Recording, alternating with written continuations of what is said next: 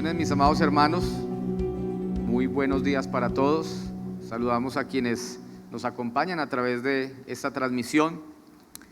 Les invito para que tomen asiento y me acompañen tomando sus Biblias o sus dispositivos en el libro de Hebreos. Seguimos avanzando en el estudio de este precioso libro. Hace 8 días vimos los primeros versículos del capítulo 10. Hoy estaremos estudiando del versículo 26 al versículo 39. Con el permiso de ustedes voy a retirarme la mascarilla.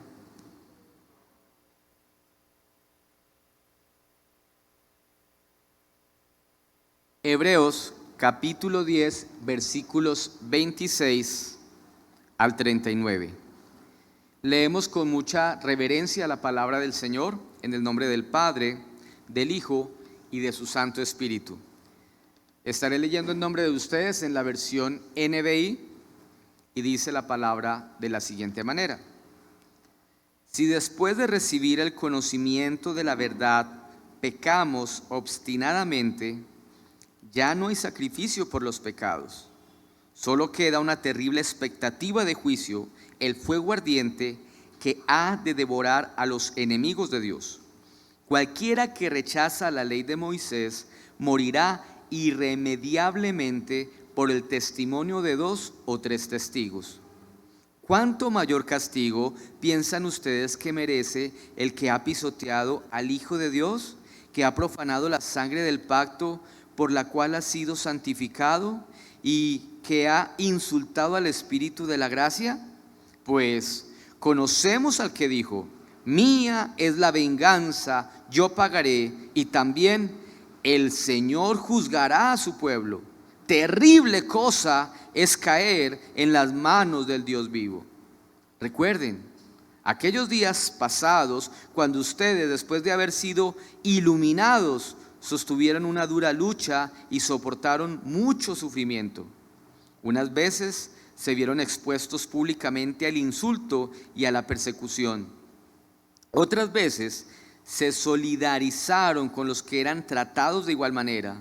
También se compadecieron de los encarcelados, y cuando ustedes les confiscaron sus bienes, lo aceptaron con alegría, conscientes de que tenían un patrimonio mejor y más permanente.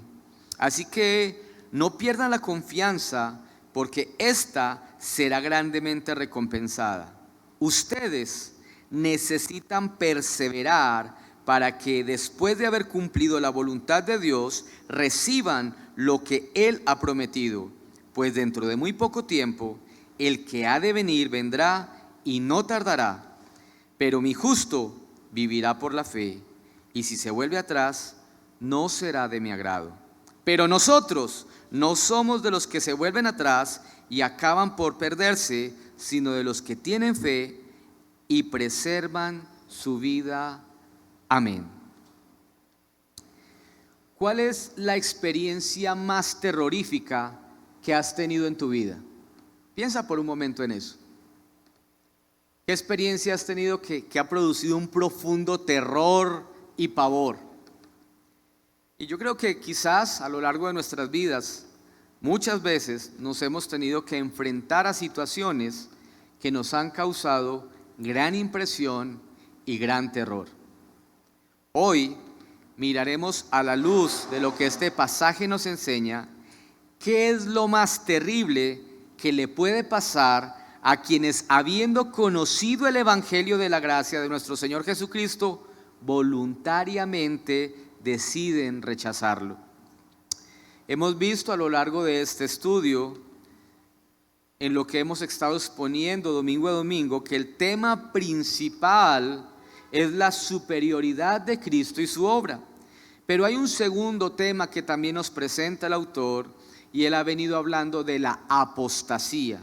Recordemos que esta carta es dirigida a un grupo de judíos que habían creído el evangelio de Jesucristo, y debido a que se encontraban enfrentando diversas luchas y aquí había influencias de estas falsas doctrinas en la iglesia. Algunos de ellos se estaban desviando de la fe, estaban volviendo a los rudimentos pasados, y es por eso que el escritor envía esta carta. El domingo pasado, el autor, en los primeros 25 versículos que estuvimos estudiando, nos exhortaba a acercarnos a Dios con la confianza que nos otorga el sacrificio de Cristo. También nos exhortaba a permanecer firmes sin dudar de este evangelio, el cual hemos abrazado y en el cual hemos creído. Pero también nos exhortaba a poner en práctica todas estas verdades, sirviéndonos los unos a los otros a través de los medios que Dios ha establecido para nuestra edificación y crecimiento, y uno de ellos es la iglesia local. Ahora, a partir del versículo 26, miraremos una fuerte advertencia que el autor nos hace respecto al peligro de la apostasía. Y para aquellos que de pronto todavía no están muy familiarizados con este término, apostatar quiere decir rebeldizarse contra Dios. Es abandonar una verdad anunciada a través del evangelio de Jesucristo. Y esta apostasía la practican aquellos que, habiendo estado intelectualmente y emocionalmente adheridos a la fe cristiana, que de hecho han hecho parte de la iglesia, deciden no solamente apartarse, sino negar con su vida estas verdades tan importantes. Por eso en esta mañana estructuraré este mensaje en 3 puntos, el cual he titulado «¿Qué cosa tan terrible?». Y miraremos de los versículos 26 al 27 una clara advertencia, de los versículos 28 al 31 una terrible consecuencia, pero al mismo tiempo de los versículos 32 al 39 veremos una esperanza para el creyente verdadero. Así que empezaremos a desarrollar nuestro mensaje en esta mañana. Una clara advertencia.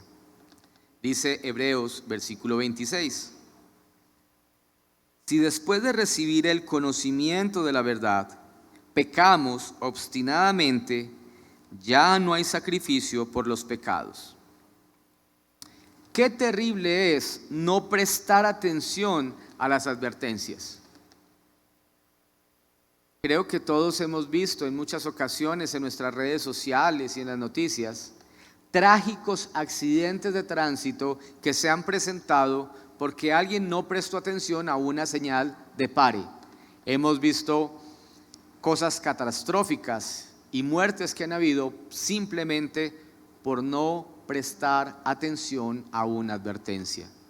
Y esta advertencia que nos hace el escritor de los Hebreos es vital para la preservación de nuestras vidas y nuestras almas. El autor espera que su audiencia, que quien estaba pasando por momentos de mucha duda, pueda prestar oído a esta advertencia y así ser preservada del terrible castigo que está reservado para aquellos que se apartan de Dios. Y una realidad es que todos nosotros, sin excepción, somos vulnerables a la duda. Y este es el comienzo de la apostasía. Por eso, aunque nos parezca un poco fuerte o dura esta palabra que vamos a estar estudiando en esta mañana y que está consignada en estos versículos, estas palabras fueron registradas para nuestro provecho, para que al ser advertidos y aterrorizados con estas verdades, corramos a Cristo, porque solo por medio de Él podremos ser librados de la ira de Dios. Y no sé si tú eres consciente de lo horripilante y terrorífico que es el infierno, porque es un lugar real, donde se experimentará eternamente la ira de un Dios vivo, que, como lo dirá más adelante en el capítulo 12, el autor de los Hebreos, también es fuego consumidor. Y no sé si te produce pavor esta verdad, pero si es así, te invito a prestar atención a esta advertencia que nos hace el autor de los Hebreos, y espero al final de esta exposición todos podamos correr a Cristo con una profunda gratitud en adoración al entender de qué hemos sido librados los que por Él permanecemos firmes. Dice este versículo 26 en la versión Reina Valera de la siguiente manera: porque si pecáremos voluntariamente, después de haber recibido el conocimiento de la verdad, ya no queda más sacrificio por los pecados.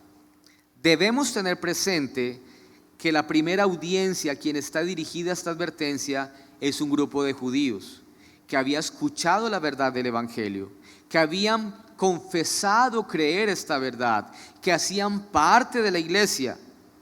Pero de este mismo grupo salieron unos que por prestar atención a falsos maestros y por poner en duda estas verdades, se habían apartado, y no solamente esto, estaban negando a Jesucristo y su obra. Y esto nos lleva a recordar lo que dice Primera de Juan, capítulo 2, versículo 19. Salieron de nosotros, pero no eran de nosotros, porque si hubiesen sido de nosotros, habrían permanecido con nosotros, pero salieron para que se manifestase que no todos son de nosotros. Y esto nos muestra que la evidencia de una verdadera salvación está en la perseverancia del creyente, la cual no se da por sí mismo, sino que es Dios mismo quien nos ayuda a perseverar hasta el final. Por eso en Filipenses capítulo 1, versículo 6 dice que el que comenzó en nosotros, es Él haciendo la obra en nosotros, Él mismo la perfeccionará hasta el día que Jesucristo venga. Entonces, es la perseverancia de los que son santificados progresivamente la evidencia de una salvación. Apocalipsis 2:7 dice: al que salga vencedor, le daré el derecho de comer del árbol de la vida que está en el paraíso de Dios. También Colosenses capítulo 1 versículos 22 y 23 dicen lo siguiente, dicen: pero ahora Dios, a fin de presentarnos santos, intachables e irreprochables delante de Él, los ha reconciliado en el cuerpo mortal de Cristo mediante su muerte, con tal que se mantengan firmes en la fe, bien cimentados y estables, sin abandonar la esperanza que ofrece el Evangelio. Y si bien es cierto que todos nosotros pecamos voluntariamente, porque el texto dice: si después de recibir el conocimiento de la verdad pecamos obstinadamente, dice la NBI, voluntariamente, dice la Reina Valera. ¿Y quién lo está obligando a usted a pecar? Nadie. En ese sentido, todos pecamos voluntariamente. Pero el autor en este versículo hace referencia a aquellos que, habiendo conocido la verdad del Evangelio, recordemos Juan 14:6, dijo Jesús: yo soy el camino, yo soy la verdad, yo soy la vida. Verdades que ampliamente están expuestas en esta carta y a través de todas las Escrituras, que muestran la superioridad de Cristo. Y hemos visto cómo Él es superior como sacerdote, como sacrificio vivo, como mediador de un nuevo y mejor pacto. ¿Cómo es posible que personas que han abrazado, que han gustado de estas cosas, duden de la veracidad y suficiencia de la obra de Cristo, volviendo a otros sistemas de sacrificios que, como ya lo hemos visto ampliamente a través del libro de los Hebreos, no pueden transformar sus mentes, no pueden transformar sus corazones y no les pueden otorgar salvación? Estas personas sentían el deseo engañoso de hacer algo más por sí mismos, no viendo la efectividad del sacrificio de Cristo en sus vidas, lo cual los llevó a despreciar el único sacrificio provisto por Dios, a través del cual hay redención y salvación para nuestras almas. Y ya el autor de los Hebreos nos había hablado un poco de este grupo de personas. Recordemos que en el capítulo 6, versículos 4 al 6, él nos dijo lo siguiente, dice: porque es imposible que los que una vez fueron iluminados y gustaron del don celestial y fueron hechos partícipes del Espíritu Santo y asimismo gustaron de la buena palabra de Dios y los poderes del siglo venidero y recayeron, sean otra vez renovados para arrepentimiento, crucificando de nuevo para sí mismos al Hijo de Dios y exponiéndole a vituperio. Despreciar la obra eficaz de Cristo por descansar en nuestras obras no solamente es un absurdo, sino que, como lo dice el verso o versículo 29, se convierte en un insulto contra Dios. Miremos lo que dice el versículo 29, dice allí: ¿cuánto mayor castigo piensan ustedes que merece el que ha pisoteado al Hijo de Dios, que ha profanado la sangre del pacto por la cual había sido santificado y que ha insultado al Espíritu de la gracia? Por esta razón, el pecado del que se nos está hablando aquí en el versículo 26, que podemos llegar y es contra el cual nos advierte el autor de esta carta, es el de, habiendo conocido el Evangelio, rechazar este nuevo camino, rechazar esta nueva vida que nos ofrece Cristo nuestro Señor. Y peor hacerlo para regresar a cualquier sistema de obras humanas que es incapaz e inefectivo para salvar a nadie. Y una verdad es que casi todos nosotros tenemos la tentación de relacionarnos con Dios a través de reglas, de normas y de obras. Es mucho más fácil que nos digan qué hacer que construir una relación genuina y de corazón con Dios, porque esto implica algo. Implica rendir nuestras vidas, nuestras almas, nuestra voluntad, nuestros deseos. Y esto es algo que nos cuesta hacer. Por eso, allí en el Salmo 1 dice la Escritura: dichoso, bienaventurado, dicen otras versiones, el hombre que no sigue el consejo de malos, ni se detiene en la senda de los pecadores, ni cultiva la amistad de los blasfemos, sino que en la ley del Señor se deleita y día y noche medita en ella. Esto implica rendición. Y teniendo en cuenta que solamente el sacrificio de Cristo es aceptado por el Padre, que solamente su sangre derramada tiene el poder para limpiarme de mis pecados y acercarme a la presencia de Dios, concediéndome salvación eterna, y que Dios no ha provisto ni proveerá más sacrificios, no queda nada más para aquellos que rechazan el Evangelio y la cruz que lo que dice el versículo 27. Solo queda una terrible expectativa de juicio, el fuego ardiente que ha de devorar a los enemigos de Dios. Yo no sé si esto a usted le produce pavor, terror, pero es algo que debería mover nuestras fibras. Y qué cosa tan terrible sería llegar a ser enemigo de Dios. Y según ese texto, el que rechaza al Hijo de Dios es considerado un enemigo. A los que nos gustan las películas de superhéroes, se habla del enemigo número 1 declarado. Y eso es lo que somos sin Cristo para Dios.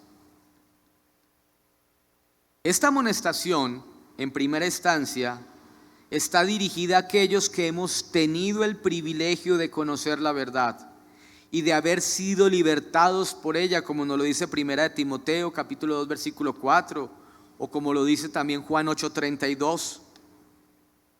Para que nosotros, al ver el destino y el juicio que le espera a los apóstatas, seamos animados.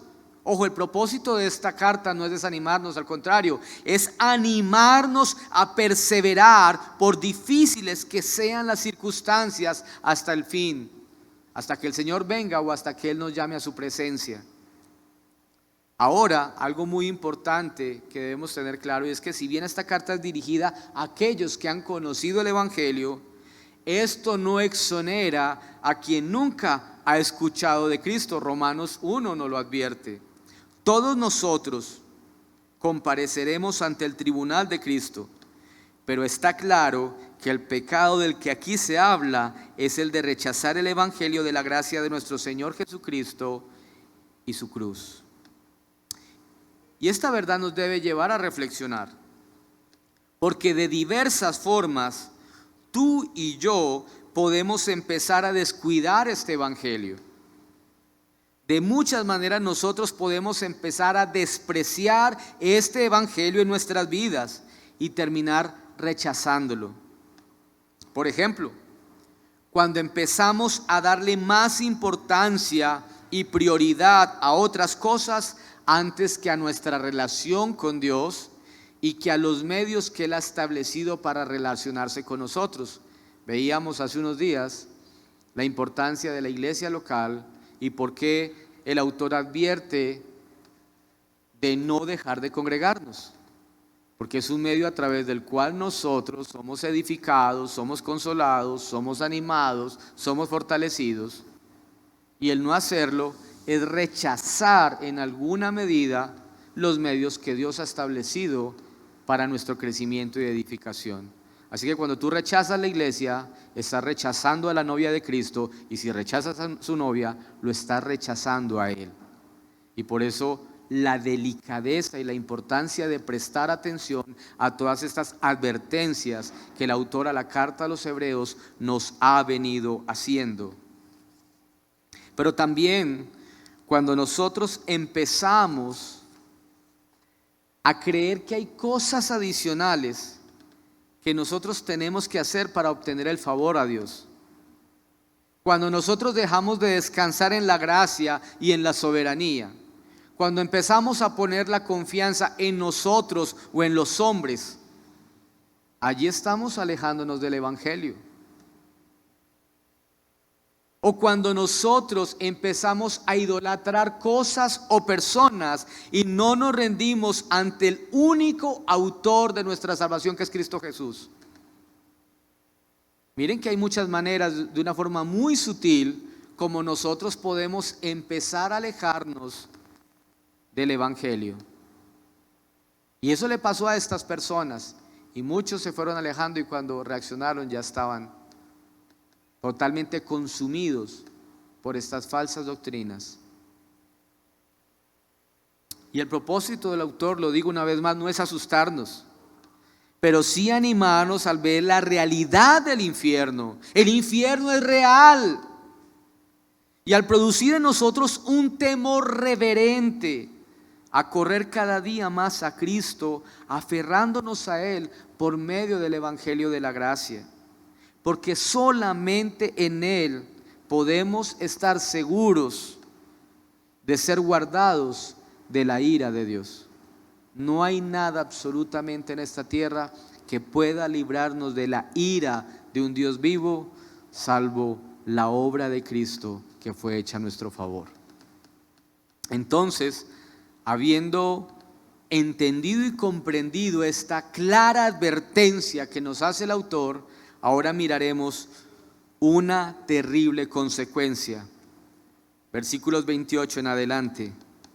Dice aquí el escritor: cualquiera que rechaza la ley de Moisés morirá irremediablemente por el testimonio de 2 o 3 testigos.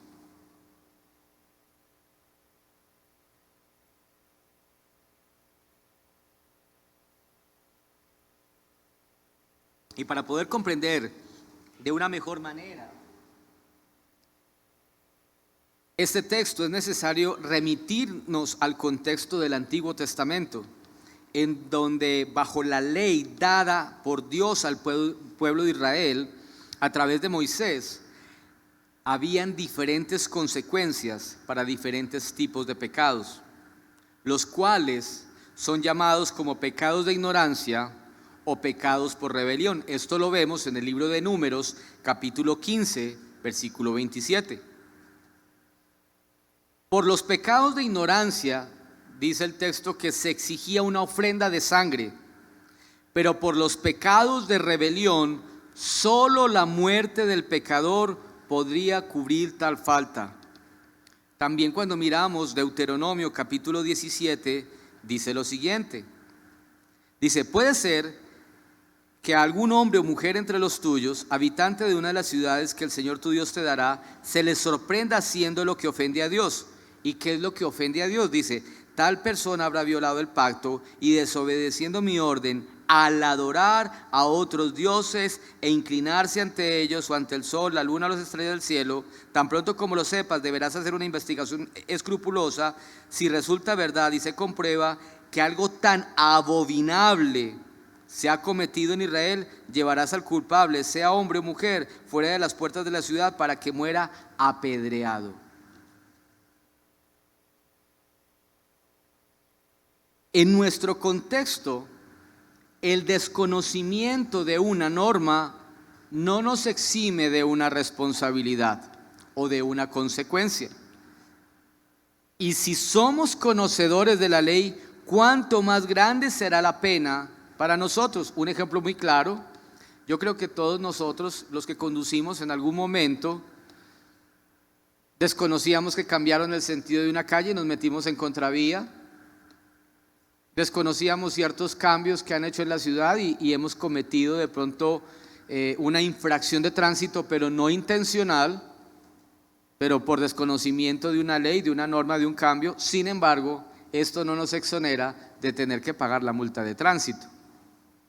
Pero ahora imagínense ustedes si fuese el mismo guarda de tránsito el que estuviera cometiendo tal falta, aquel que conoce la ley, aquel que debe enseñarla y ayudar a aplicarla. ¿No creen que debería ser mayor el castigo para esta persona? Esto es lo que nos está ilustrando este texto.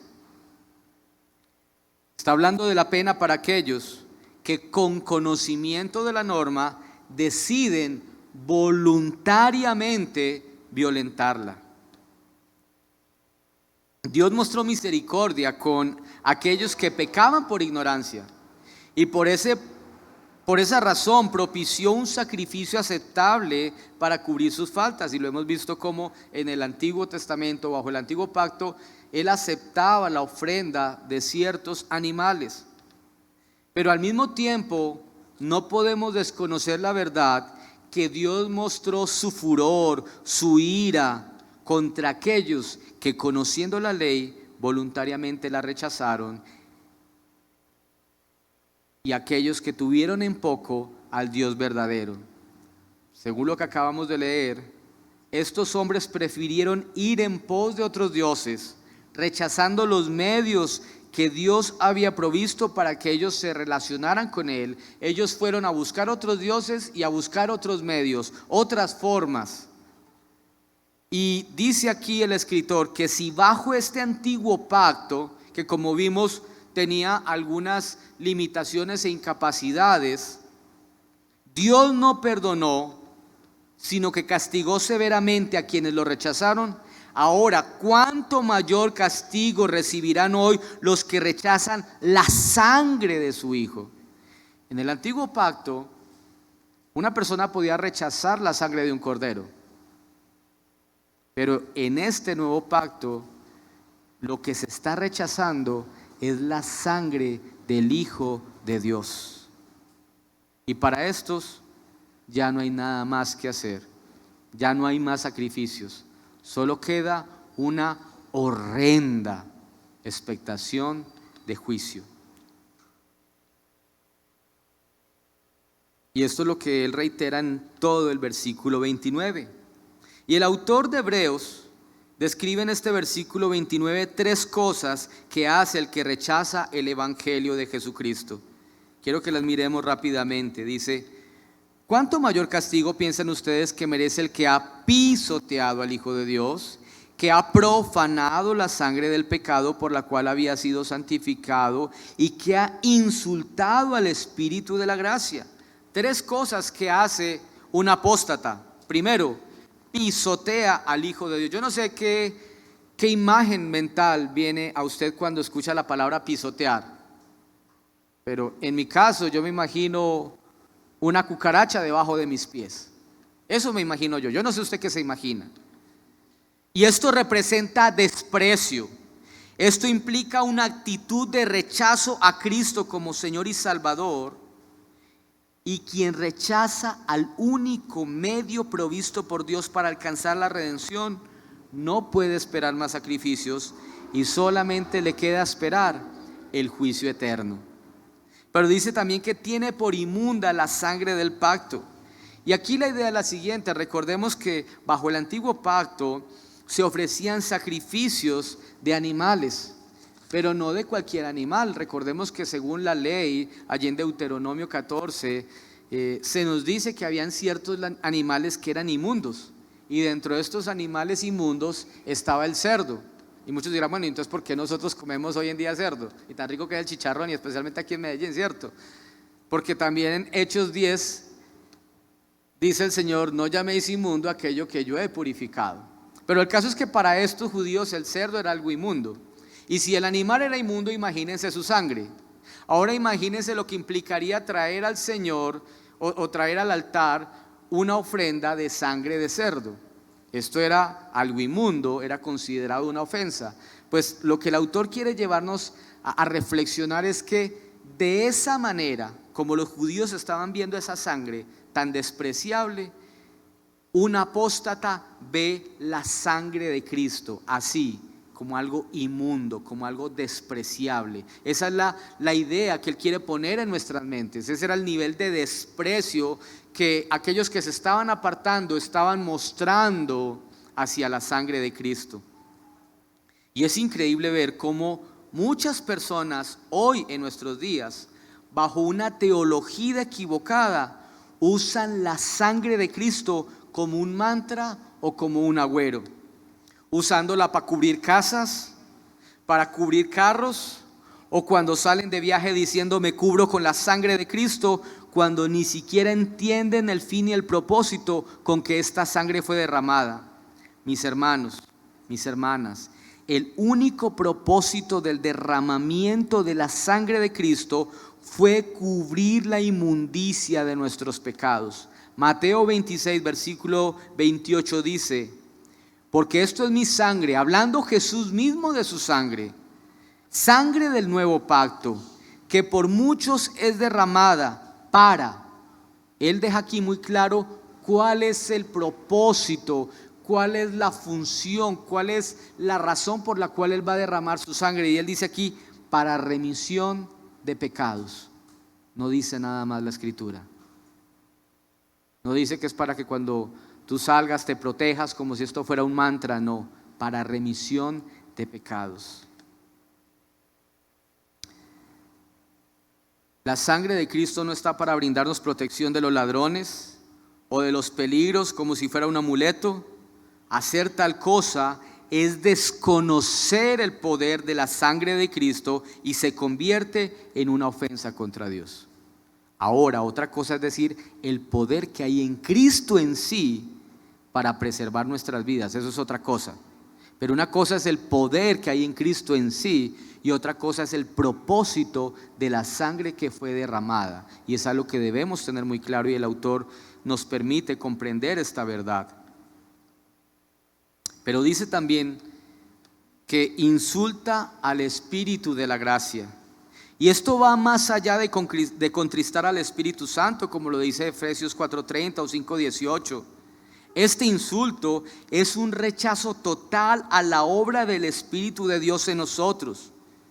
San Juan capítulo 15 versículo 26 dice: pero cuando venga el Consolador, a quien yo os enviaré del Padre, el Espíritu de verdad, el cual procede del Padre, Él, este Espíritu, dará testimonio acerca de mí. ¿Acerca de quién? Acerca de Cristo. Entonces, insultar al Espíritu de la gracia implica mostrar un total desinterés por lo que el Espíritu de Dios está testificando a nuestro corazón respecto a Jesús. Es como si nosotros le dijéramos: no necesito y no quiero tu salvación. Y si solamente el Espíritu Santo puede convencernos a nosotros de nuestra necesidad de salvación y lo rechazamos, entonces ¿quién podrá convencernos? ¿Y qué más podemos entonces esperar si rechazamos la obra de Cristo más que una horrenda condenación. Juan 16:8 dice, y cuando venga, hablando del Espíritu Santo, Él convencerá al mundo de error en cuanto a pecado, en cuanto a justicia y en cuanto a juicio. Solo Él tiene el poder y la capacidad de producir en nosotros ese arrepentimiento. Y si yo lo rechazo, yo no podré arrepentirme. Y si yo no me arrepiento, no podré alcanzar salvación. Esto es lo que nos está diciendo el autor de Hebreos. Por eso en el versículo 30 dice, pues conocemos al que dijo, mía es la venganza, yo pagaré, y también el Señor juzgará a su pueblo. Nuestro Dios es un Dios justo que trae justicia. Dice Romanos 6:23 que la paga del pecado es ¿qué? Muerte. Y esta justicia de Dios demandó un juicio y una condena. Alguien debía morir. Y Dios en su inmenso amor decide enviar a su propio Hijo, el cual fue ultrajado, humillado y siendo inocente fue llevado a una cruz, como nos lo enseñan los evangelios, donde cargó con el peso de nuestros pecados y recibió la condena que nosotros merecíamos. Dios aplicó su justicia en Cristo y por eso es que en Él y solamente en Él podemos ser justificados ante el Padre. Y por eso rechazar a Cristo y su sacrificio es rechazar la única posibilidad de redención y de salvación. Después de esto no queda más que esperar la ira de Dios, que no podrá ser aplacada de ninguna otra manera. Por eso, una vez más dice ahí en el 27, qué terrible es llegar a ser enemigo de Dios. Dios toma de manera muy personal las ofensas contra su Hijo. Yo no sé aquí cuántos somos padres, y no sé usted cómo se siente cuando alguien ofende a su hijo. Y especialmente dígale eso a una mamá, se transforman en unas leonas, ¿o no? Dígale que el hijo llegue a decirle que le hicieron algo en el colegio la profesora. A ver usted qué hace. Al otro día está ya a primera hora defendiendo a su hijo, ¿cierto? Pues Dios no dejará impune el sacrificio de su Hijo. Es como si el Padre mismo estuviera diciendo, aquel que se aparta, a ese déjenmelo a mí, que yo vengaré la sangre de mi Hijo. Y esta es una idea que nos muestra que Dios no es solamente amor como nos lo presentan, sino que Dios también es fuego consumidor.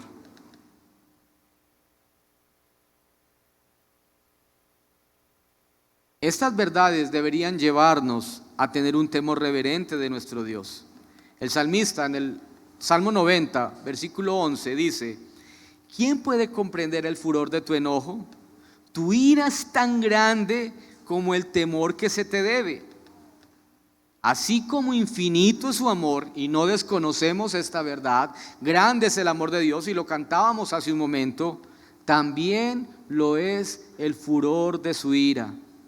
Por eso en el versículo 31 dice, terrible cosa es caer en las manos de un Dios vivo. Mis hermanos, podemos caer ante Dios humillados, reconociendo nuestra necesidad de Él, postrándonos en una rendición total y en una total adoración, experimentando su misericordia, su gracia, su amor, su bondad, su salvación. O podemos caer ante Él para experimentar todo el furor de su ira como un juicio eterno. El autor nos muestra este terrorífico escenario que enfrentarán los apóstatas, pero también para nosotros, los creyentes, trae una profunda esperanza que trae aliento a nuestras almas, y es lo que miraremos en los versículos 32 al 39. Después de mostrar el terrible panorama que le espera a los que rechazan a Cristo, su evangelio y su cruz, el autor espera que su audiencia, que estaba pasando por diversas luchas ante estas tremendas verdades, crezca en el temor reverente a Dios, y así sean alejados del pecado de la apostasía. Por eso, en estos últimos versículos, los anima a perseverar con su mirada puesta en la esperanza que les ha sido prometida, llevándolos a reflexionar en tres aspectos. Y hay tres cosas bien interesantes en esos últimos versículos, 32 al 34. Les dice allí el escritor: recuerden aquellos días pasados. Los lleva a recordar su actitud ante experiencias pasadas. Y miremos cuáles fueron esas experiencias y cuál fue su actitud. Dice: después de haber sido iluminados, sostuvieron una dura lucha y soportaron mucho sufrimiento. Unas veces se vieron expuestos públicamente al insulto y a la persecución, otras veces se solidarizaron con los que eran tratados de igual manera, también se compadecieron de los encarcelados, y cuando ustedes les confiscaron sus bienes, los aceptaron con alegría, conscientes de que tenían patrimonio mejor y más permanente. Ellos, en medio de grandes dificultades, después de haber abrazado el Evangelio, tuvieron que enfrentar luchas, sufrimientos, pero dice aquí que ellos tuvieron una actitud. Dice aquí que ellos tuvieron compasión. Dice ahí que ellos no fueron egoístas, sino que se solidarizaron con los que eran tratados de igual manera, y que aunque sus bienes, como dice ahí, fueron confiscados, ellos pudieron tener gozo y alegría porque ellos sabían que tenían un tesoro mucho más grande, una herencia mucho más grande, que no era la herencia terrenal. Y este versículo aplica para aquellos que quizás llevan poco tiempo de haber venido a Cristo, llevan poco tiempo de haber abrazado el Evangelio, y que, como lo dice ese texto, después de haber sido iluminados y abrazado la fe, sus luchas no disminuyeron. La vida no se le volvió color de rosa, sino que por el contrario se han incrementado, y que quizás a causa de esto han pensado en volver atrás. Y textos como este son una bofetada total en contra de la falsa doctrina de la prosperidad. Porque una realidad, y lo dice el texto, es que cuando venimos a Cristo, cuando somos alumbrados por el Evangelio, la vida no se nos vuelve color de rosa, como muchos lo dicen, pare de sufrir, no. Es cuando vienen más luchas. O quienes, cuando traemos a memoria nuestras propias experiencias, cuando vinimos a Cristo, no empezamos a tener luchas con nuestras familias. Los jóvenes que vienen a Cristo empiezan a tener luchas con sus padres, con sus hermanos. Las cosas no se ponen fáciles. Cuando viniste a Cristo perdiste el empleo. Cuando viniste a Cristo te enteraste de una trágica enfermedad que vino a tu vida. Cuando viniste a Cristo perdiste a un ser querido, un hijo, tu esposa. Esta es una realidad que vivimos, y que el Evangelio en ningún momento nos está prometiendo no tener que enfrentar luchas y dificultades. Y dice aquí que ellos enfrentaron muchas dificultades. Pero es interesante ver cómo en medio de esas dificultades evidenciaron el Evangelio en sus vidas. ¿Cómo? Fueron compasivos, misericordiosos, pudieron mirar la necesidad de otros. ¿Cuántos nosotros en nuestra necesidad solo miramos hacia adentro? Nos enfocamos tanto en nuestros problemas que no tenemos tiempo para pensar en los problemas de otro o a orar por el problema de otro. Estas personas llevaban, unos quizás mucho tiempo, quizás otros menos, como nosotros, pero lo importante no es cuánto tiempo llevaban en el Evangelio, lo importante es si lo estaban evidenciando. Y ellos estaban mostrando una evidencia de que ese Evangelio era real en sus vidas, lo estaban poniendo en práctica en medio de difíciles circunstancias. Y esta era la más grande evidencia de su salvación. Ellos estaban perseverando a pesar de las pruebas. Pero también el autor los invita a poner su mirada y a tener una seguridad en esa promesa que les había sido dado. Versículo 35. Así que no pierdan la confianza. Y creo que este es un texto muy apropiado para nosotros hoy. Quizás muchos de ustedes, al igual que yo, estamos pasando por momentos difíciles, por luchas, dificultades, problemas económicos que nos ha dejado esta pandemia, este paro. Y yo creo que todos en algún momento dudamos de una u otra manera en nuestra pecaminosidad y nuestra limitada humanidad.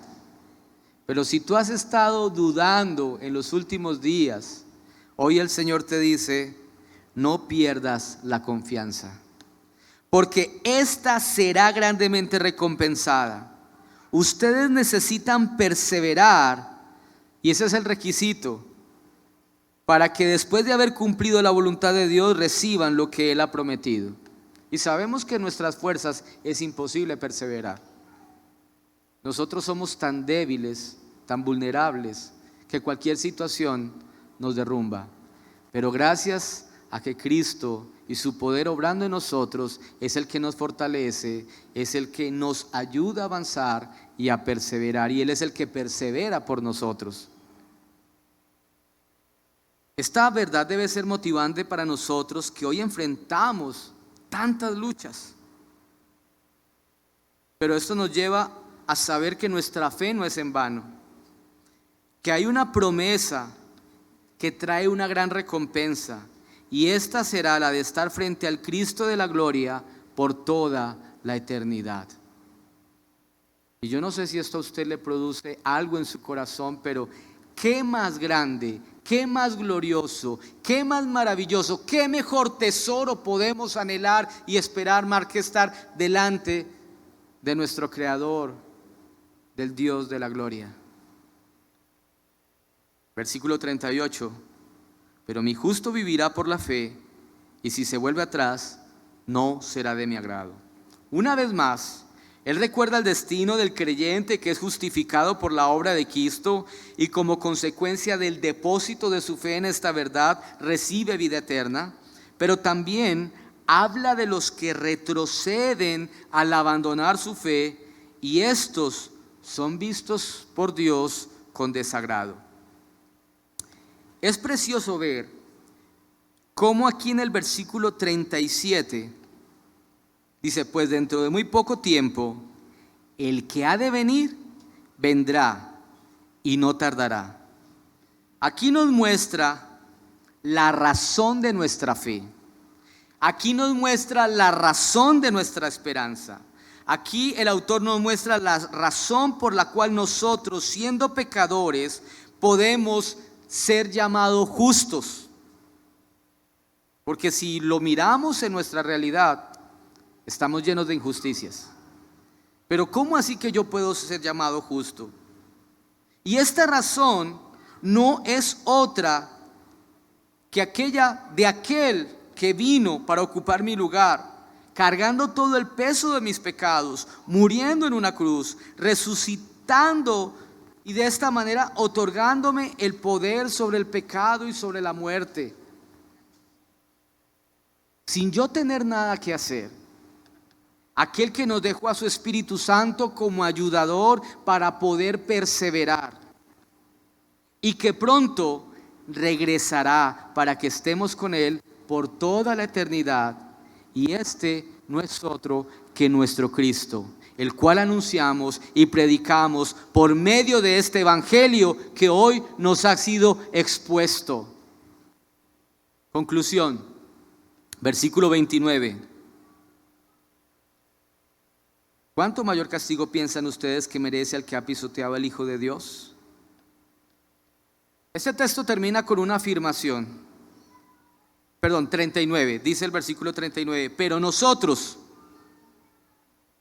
no somos de los que se vuelven atrás y acaban por perderse, sino de los que tienen fe y perseveran. Vemos que el autor se incorpora dentro de este grupo, dice, pero nosotros. Y él termina aquí con una afirmación que es la evidencia que da seguridad al verdadero creyente de que puede tener segura su salvación. No porque descanse en sus propias obras, no por sus obras personales, sino porque descansa en la obra perfecta de Cristo por medio de la fe en Él, entendiendo que es el poder de Cristo obrando en nosotros por medio de su Espíritu Santo, el que nos ayuda a perseverar cada día sin importar cuán duras sean las circunstancias, y así ser preservados del pecado de la apostasía y de sus terribles consecuencias. Algunas aplicaciones prácticas. Hermano, hermana que me escuchas, tú que has estado dudando de la obra de Cristo en tu vida, tú que te has estado preguntando si eres o no eres salvo o salva, si has sido o no perdonado, porque luchas diariamente con el pecado, espero atiendas a esta terrible advertencia y tiembles, para que con reverencia te postres ante aquel que tiene sus brazos extendidos para darnos su amor, para darnos su perdón y para darnos su salvación.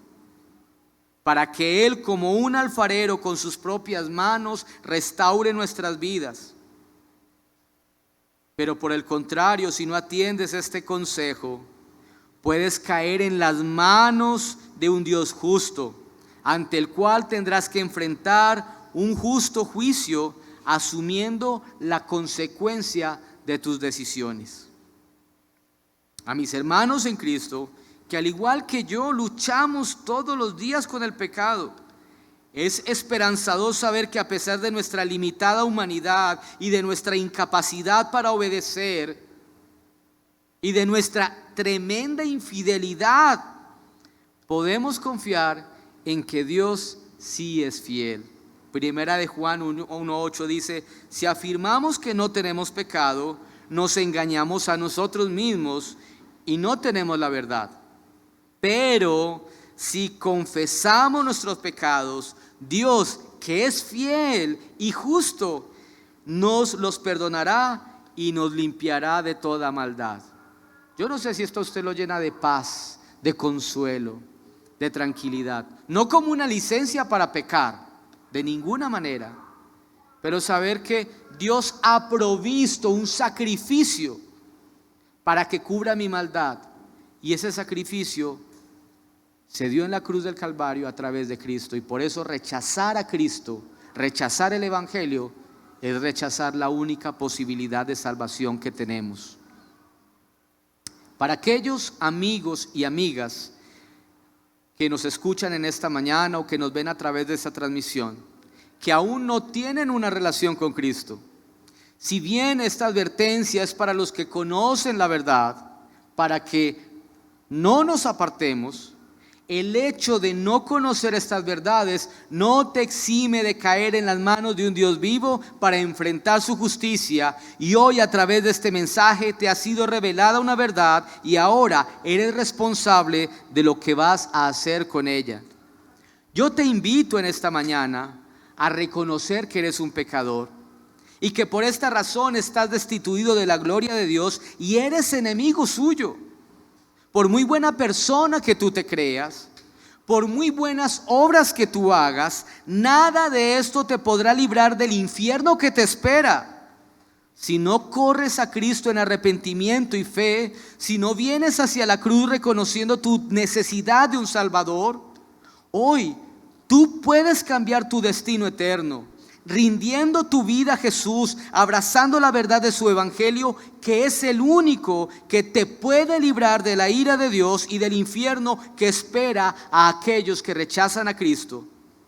Todos diariamente necesitamos reconocer nuestra condición y nuestra necesidad de Él, porque solo Él puede limpiarnos y solo Él puede salvarnos de la ira de un Dios vivo.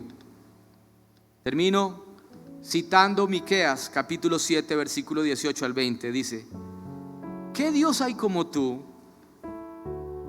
que perdone la maldad y pase por alto el delito del remanente de su pueblo? No siempre estarás airado, porque tu mayor placer es amar. Vuelve a compadecerte de nosotros. Pon tu pie sobre nuestras maldades y arroja al fondo del mar nuestros pecados. Muestra tu fidelidad a Jacob y tu lealtad a Abraham, como desde tiempos antiguos se lo juraste a nuestros antepasados. Qué consolador ante esta realidad tan terrible, el poder tener a dónde correr y refugiarnos, el poder tener un lugar a donde ir y tener descanso y seguridad, no en lo que yo puedo hacer, sino en lo que Cristo ya hizo por mí. Yo te invito, mi hermano, mi hermana, que si tú puedes comprender estas verdades, que si esas verdades están de verdad atravesando tu corazón en esta mañana, si tú puedes entender del infierno del cual has sido librado, te levantes y adores al Señor en esta mañana. Hemos sido librados del infierno por la obra de Cristo en nuestras vidas. Y lo único que nosotros deberíamos hacer es responder en gratitud, mínimamente con nuestra adoración, pero también perseverando en la verdad que Él nos ha enseñado. Yo te invito a que te pongas sobre tus pies y adoremos al Señor en esta mañana. Señor, no tengo palabras para poder describir lo que siento en mi corazón, más que decirte gracias. Gracias. Gracias porque al ver este panorama tan horrible que espera a aquellos que están sin ti, Señor, aquellos que rechazan tu verdad, al mismo tiempo me muestras el gran privilegio del cual gozamos aquellos que hemos sido alumbrados, porque nosotros no lo buscamos. Yo no te busqué, Señor, al contrario, yo iba por el mundo deleitándome en los placeres de esta vida. No me interesabas, no quería saber nada de ti, Señor, pero tú con tus lazos de amor me trajiste a ti. Tú pusiste tu Espíritu Santo en mi corazón, que trajo convicción de pecado, que produjo arrepentimiento. Esto no fue algo que nació de mí, fue algo que tú hiciste completamente, fue tu obra, Señor. Y gracias a lo que tú hiciste, yo hoy puedo tener seguridad de que no iré a ese terrible lugar que nos has presentado en esta mañana a través de ese texto. Y puedo tener seguridad a pesar de que sigo fallando, a pesar de que sigo siendo un hombre débil, a pesar de que sigo dudando, porque no se trata de mí, no se trata de mis obras, se trata de lo que tú hiciste a favor mío allí en la cruz. Y qué precioso, qué consolador es esta verdad, Señor. Por eso no puedo hacer otra cosa más que adorarte y decirte gracias, Señor, por librarme de tu ira. Gracias, Señor, por librarme de un Dios que es fuego consumidor. Gracias por librarme del infierno. Adora al Señor en esta mañana con todo tu corazón, mostrando una profunda gratitud. Si puedes entender la magnitud de esta verdad que nos es revelada hoy a través de el autor de la carta a los Hebreos. Adora al Señor, adóralo.